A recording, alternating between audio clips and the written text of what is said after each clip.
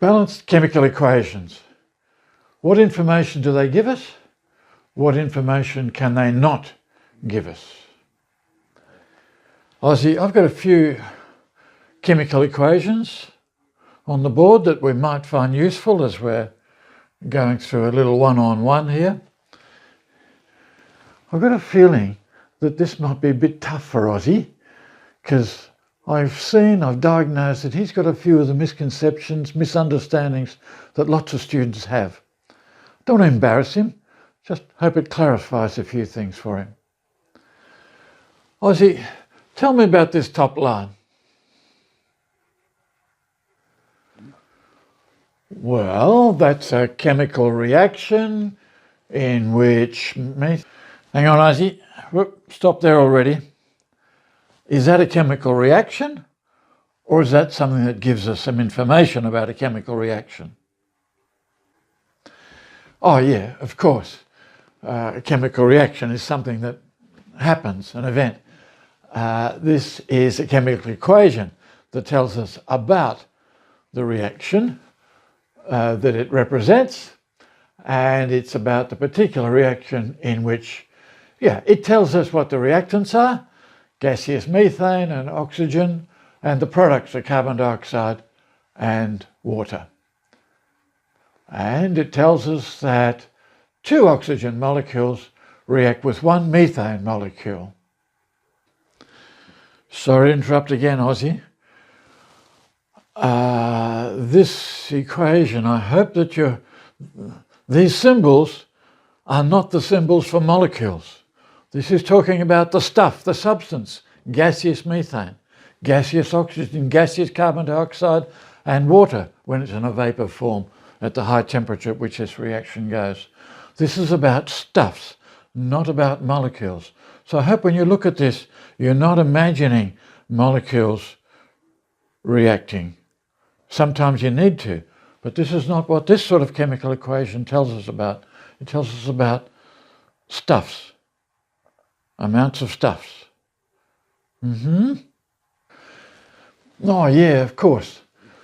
What the products are, the substances, what the reactants are, the substances, and the relative amounts of them that react with each other.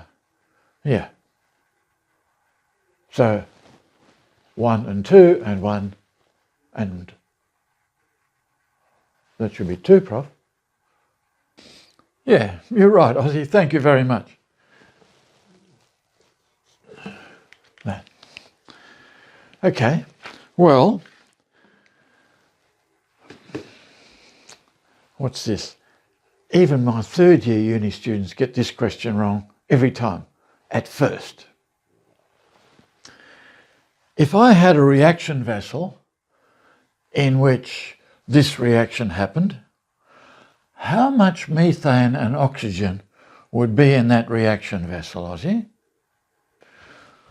Well, the equation tells us in the reaction vessel there'd be 1 mole of methane and 2 moles of oxygen. Obvious. Oh, really? So if I had a flask in which there was 1 mole and 1 mole, there couldn't be any reaction? There has to be 1 mole and 2 moles in the flask, does it? Aha. Well, I guess there could be reaction. If there was 1 mole of each, yeah. But if they did react, then only 0.5 of a mole of methane would react. Yeah, it doesn't have to be 1 and 2, but when they react, they're in the relative ratios 1 to 2. Yeah? Is that right, Prof? Right, yep. Oxygen would be the limiting reagent. What about if I had 1 mole of methane and 5 moles of oxygen? 1 and 5. No, it's 1 and 2. Oh, you've tricked me again. Okay, there could be some reaction, but the 1 mole of methane would only react with the 2 moles of oxygen of the 5 that's in there. I see where you're taking me. The equation tells us the relative amounts, that's relative number of moles of the reactants, not the absolute amounts that have to be there. So if 0.02 moles of methane reacts, if it does, then 0.04 moles of oxygen reacts. Think I can see that? Yes, it's relative amounts, not absolute amounts. Good, Aussie. You've cottoned on to the essence of what a balanced chemical reaction can tell us. It's called stoichiometry. What does this equation tell us about whether the reaction is exothermic or endothermic? Whether it gives off heat when it reacts or it absorbs heat when it reacts? Well, that reaction's exothermic. That's the reaction that we do when natural gas, like in our barbecue, burns and we get heat. So it's got to be exothermic. You're right about it being exothermic. But you're telling me what you know from experience, from when you got your finger in the way of the barbecue flame and you knew that heat was being transferred into your finger. But I didn't ask you what you know about that equation. I asked you what that equation tells us about whether it's exothermic or endothermic or not. Yeah. Suppose I'd give you an equation like this second one here that you know nothing about and you've never ever seen before. What does this equation tell you about whether the reaction is exothermic or endothermic? I've got no idea, Prof. I don't know whether I've got no way of telling. I see what you're telling me, that the chemical equation doesn't tell us whether it's exothermic or endothermic. That's right. And can you see anything in these equations that tells us how fast the reaction goes? Because some reactions are fast, some are slow. What does the equation tell us about that? Yeah, you're right. It doesn't have any information about how fast a reaction goes. Here are two equations for reactions. The reaction of neutralization of acetic acid or any acid with hydroxide ions is very, very fast. Amongst, if not the fastest reactions known. That reaction has been estimated to take something like 10 to the minus 10 of a second. Reaction between hydrogen and oxygen at room temperature, we know it wants to go. We know it wants to go because that's another source of energy. The equilibrium constant is hugely over this way. But if we had a mixture of these two gases at room temperature, we could come back in 70 years, 483 years. It's so slow that there'd be no evidence of it reacting. What about what the equation tells us? Let's think about this one, about how it happens. Think now we're going into the submicroscopic, to the molecular level. Think about, when we talk about mechanism of reaction, how it happens. What bumps into what things collide, what bonds break, what bonds form, that means that the products are formed. What does the reaction tell us about that? Sorry, what does the equation tell us about that? Well, I guess this reaction happens when two hydrogen molecules and an oxygen molecule collide.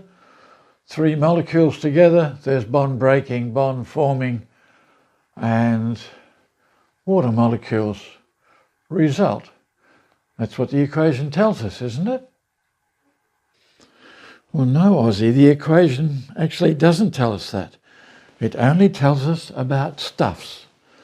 When we go down to the molecular level, things often happen, not always, but often happen in a way that is not what the equation seems like. For example, in this case, the first thing that happens, and it only happens if we heat up the reaction vessel, the whole thing, or one little bit of it with a flame, and then the hydrogen molecules get enough energy of vibration that they split apart, form hydrogen atoms, then the hydrogen atoms go on to react with with oxygen molecules and do other things. The net result of a whole sequence of reactions is given by that. This is about stuffs, and it doesn't tell us about what is actually going on down at the molecular level. Here's two equations for reactions which look very, very similar. Hydrogen and iodine to form hydrogen iodide, hydrogen and bromine to form hydrogen bromide. And in fact, these are in the same group of the periodic table. They look like exactly the same thing. Well, the evidence is from the research that chemists have done is that this reaction does in fact occur by the collision of hydrogen, by collisions in each of which a hydrogen molecule and an iodine molecule go smash, and as a rearrangement, like you said before. In this particular case, it doesn't happen like that. The first event that happens is that bromine molecules break up into bromine atoms, and then they go away and undergo reactions with hydrogen molecules, and again the net result is this. So the equations actually don't tell us anything about how the reaction happens, the mechanism. Well, going over what you've said to me, it seems the only things that a chemical equation can tell us is what are the reactants, what substances, what are the products, and if reaction happens, what are the relative amounts in moles that react with each other and are formed. Only that. Exactly right. You've arrived, Ozzy. Exactly correct. That's all it tells us. But that's pretty powerful stuff. Aha! Thanks for taking me through that, Prof. I was all mixed up. Thank you. You're welcome, Ozzy. I think he made good progress, don't you?